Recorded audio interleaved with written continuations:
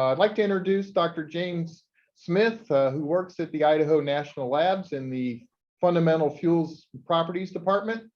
He's going to talk to us a bit about some of the experimental modeling on shockwave propagation in aluminum plates, which I'm looking forward to hearing from and understanding more about that.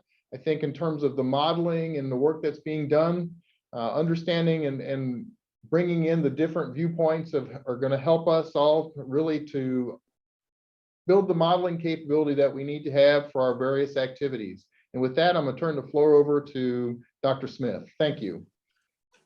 Well, thank you for joining me. And this is going to be a very interesting talk here. I have a fairly innocuous title here. And speaking of viewpoints, this talk is basically going to be the black sheep of this particular conference. So far, all of the talks I've listened to have been about strengthening parts and improving parts and hardening parts and even fusing parts together. But this is not going to be that type of talk. I'm going to take you on the dark side of laser shock peening here. So those who are faint of heart, be prepared to maybe leave, because I'm going to talk about the destructive side of laser shock peening.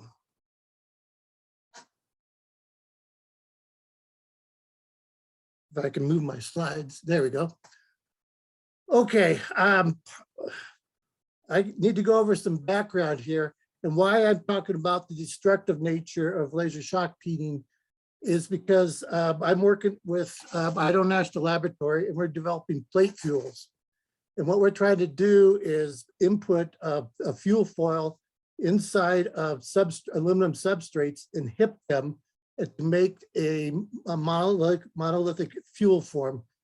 And monolithic fuel is just what it sounds like. It is uranium moly fuel, which is a foil, which is hipped inside two aluminum substrates, and which is different from the current form of dispersion fuel. And dispersion fuel is just uranium spheres inside an aluminum matrix. And then that particular fuel form is cold rolled. And but the monolithic fuel requires a hipping because the cold rolling does not work, because the monolithic fuel foil is so much harder than the aluminum. And there's two interfaces which we are worried about. We're worried about the fuel clad interface, which is important because we want the fuel to remain attached to the fuel to the aluminum substrate during irradiation. If they come apart, the aluminum can melt in the reactor, which is not a good thing. However, the majority of the concern here is going to be the clad-clad interface, simply because we have been able to successfully debond dissimilar material interfaces with our laser shock setup here. And then we have a clad-clad interface, which is just aluminum bonding out there in the fuel form. Again, we're using a new manufacturing process, the high isostatic press for these particular monolithic fuel forms. And these fuel forms don't meet the historic grain growth associated with the roll bonding process of the dispersion fuels. And so we needed to generate a technique which would help us understand the strength of the fuel. And then we want to prevent in-reactor failures. So we need to establish and evaluate methods and criteria which will help us to understand the fuel strength of the bond strength of the fuels. So this supports the fuel qualification process. Also, it will help with the manufacturing and development of the processes that make the fuels and their qualifications, and also provides some characterization and investigation of the different fuels.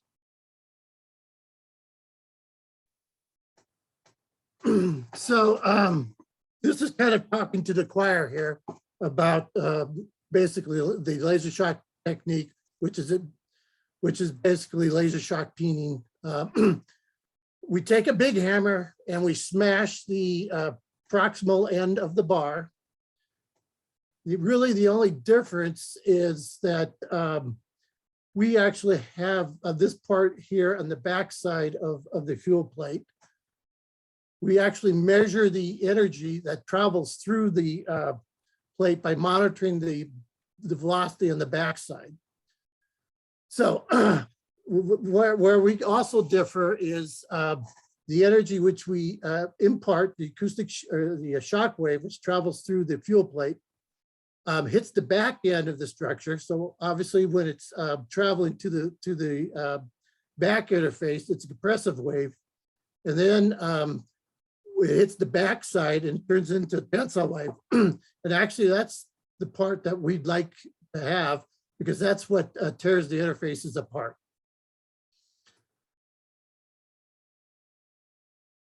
So I think my audience here will also empathize with this particular statement is that the method itself is very simplistic. We take a big hammer, smash it, and we create a shock wave, and that wave interrogates the interface.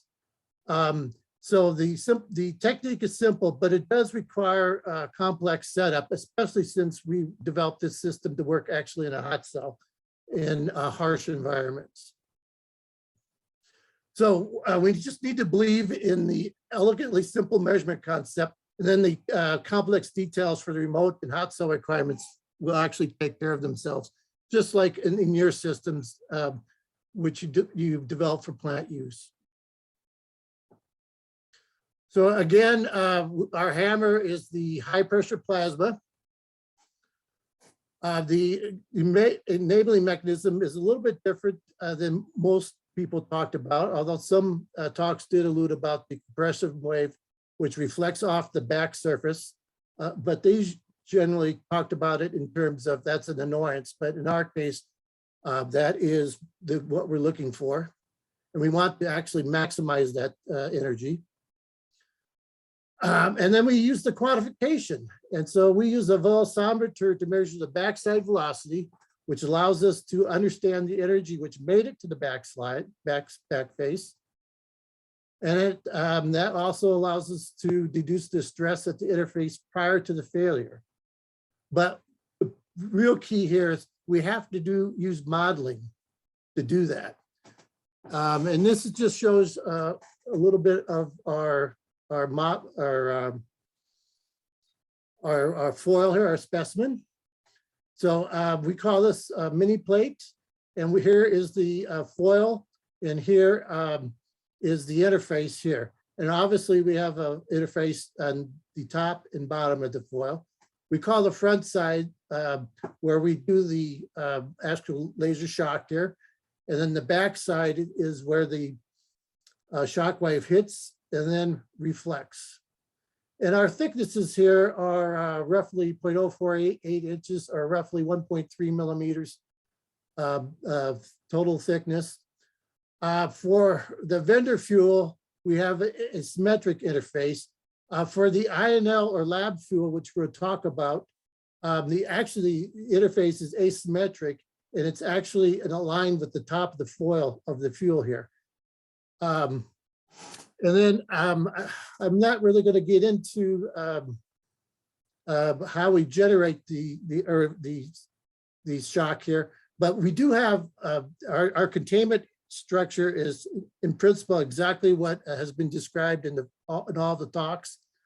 We have a containment layer. However, our containment layer is a transparent tape. It's high temperature transparent tape. And for the non-reflective material, we actually use a black electrical tape.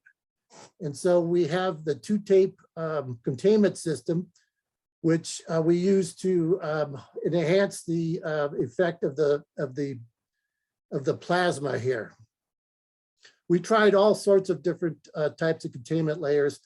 However, since we are in wanted to use this in the hot cell, we couldn't use water or a glass containment layer simply because they made a mess. And but the plastic here is a little less mess free, although we do have ejection and melting of the plastic tape at the very high energy levels.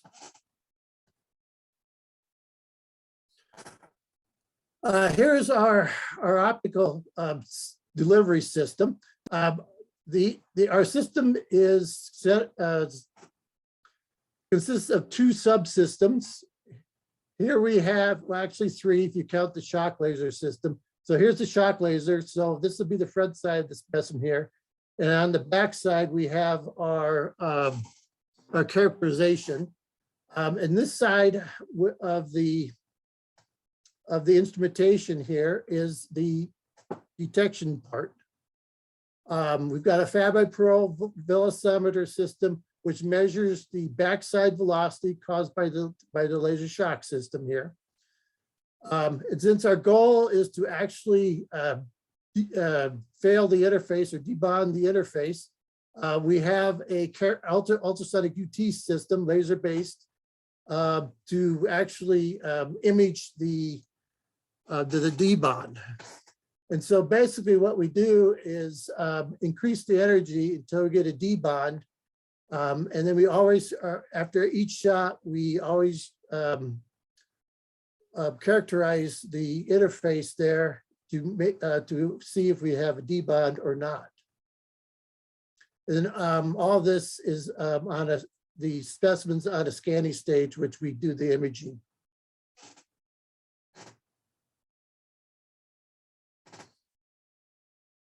So with the laser shock system, we have the advantage of being a localized measurement. The system is flexible.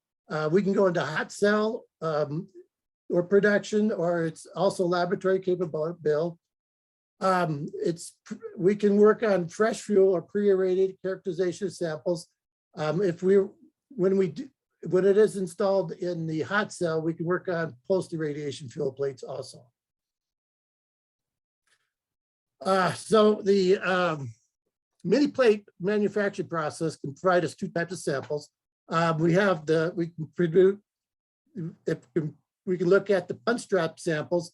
So the cutout there is actually the mini plates themselves. And we can take a look at the interfaces near where they punched out the mini plates here to get an understanding of the process itself, whether or not the process produces mini plates that are acceptable. And then we can also, of course, work on the mini plates here. So we have, this is a mini plate here, and this is basically the fuel foil. And so we can get three shots in the vertical direction, and then what it's about 6 or 7 shots in the horizontal. And then we can also characterize on the mini plate here at the end the cladding. Again, the cladding is a much more difficult. It takes it takes a credible amount of energy to break for a good cladding bond. Whereas for the dissimilar metal bond here, we have no problems with breaking dissimilar metal bonds. So this just shows what are we looking for when we debond. And so again, we just increase the energy until we note a bond here. And then the shot before that is the energy level, which threshold, which that we know that the bond can take. And notice that for the different processes here, we get a lot this is the baseline co-rolling process of the fuel meat and the aluminum cladding. This is a plasma sprayed process here. And notice the much larger affected area. And then the electroplate, it just basically blew a large hole in the coating process. So for the fresh fuel testing between the vendor fuel and the INL made plates, the fuel clad bonds had similar strengths, but we were able to debond some clad bonds, which is surprising, but to us anyway, because prior to this we were never able to debond on our clad bonds. And that was because prior to these particular samples here, our fuel plates were a little thicker. And it turns out that the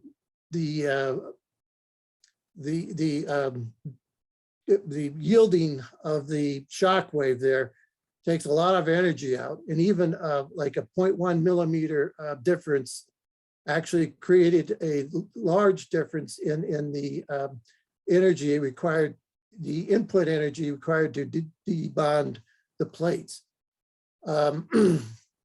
So the vendor clad bonds were definitely stronger than the INL made reference plates. The vendor clad generally took many, did not debond with one full power shot, and not even with multiple power shots. But the INL base plates only required one energy, full power energy shot to debond. So here's a comparison of the symmetric vendor fuel. And I've noticed that only one of the vendor fuels debonded, whereas the lab fuel, only 3 of the plates debonded, 3 of the 4 shots debonded. And then the shear drops, which we used, 7 of the 18 shear drops debonded, which or stayed intact, and 11 of them debonded. So 92% of the clad interfaces remained intact for the vendor fuel, while 50% of the lab references remained intact. The vendor plates should have broken if the bonds were equal, because the vendor plates had more energy because they were closer to the back surface, while the INL plates, in the asymmetric case, the line was it was closer to the top surface. And so because of the attenuation of the shock wave, one would think that the vendor plates should break first. So qualitative comparison between the lab and the vendor plates indicates that the vendor plates have a much stronger interface and also has less variation than the INL plates. We got 2 minutes left remaining, Jim. Okay, so I'll move on to, we have here the, this just shows how much energy we put into the surface of the specimen to break the interfaces here. So we got definite deformation on the front side, and we have deformation all the way through the back side.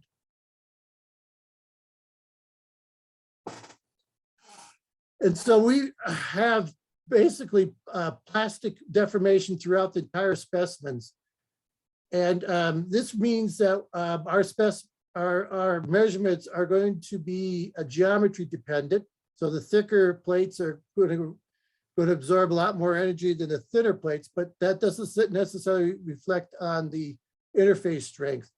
And so what we're going to have to do is have a model which will be able to predict the energy that's actually making it through to compare interfaces with plates of different geometries. And here it shows initial results of our modeling here, which is a physics-based modeling. And notice that here is the Huguenot elastic limit here. The blue colors are 2 experimental experiments, and the red is the modeling. And notice that how far down the Huguenot elastic limit is. And here, all this energy here is all plastic energy. And then also here's the reflections from the, basically from the front face, the energy going from the back face, or from the reflecting off the back face, going to the front face, then coming back to the back face here. And we're still above the Huguenot elastic limit.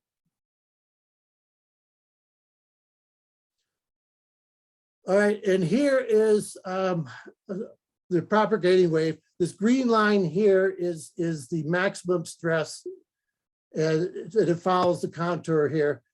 And then you can see here when the shock wave reaches the free surface, the stress approaches 0.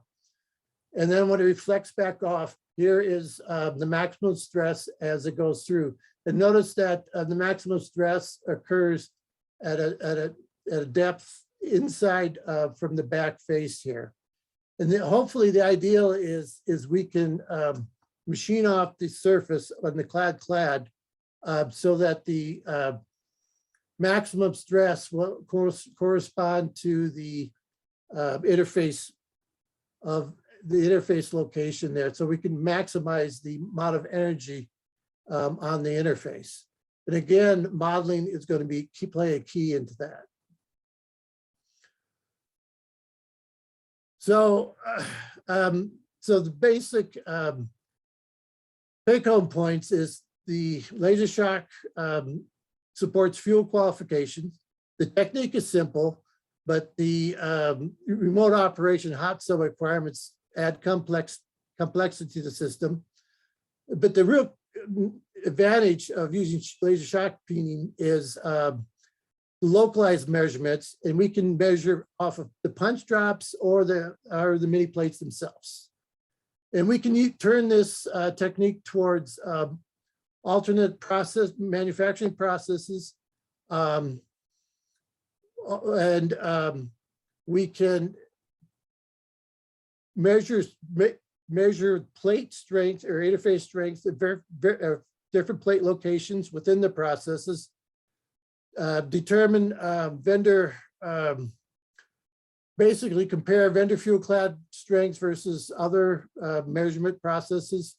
And then we measured that the clad bond strengths are stronger than lab references.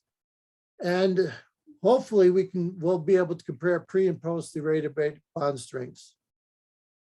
Great. At this point, we could only do relative measurements for matching geometries until we get the modeling to snuff.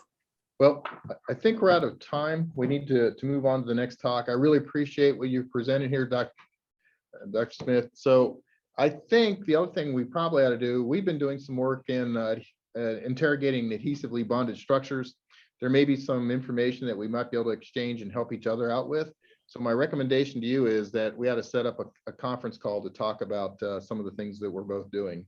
So I really appreciate what you've presented today.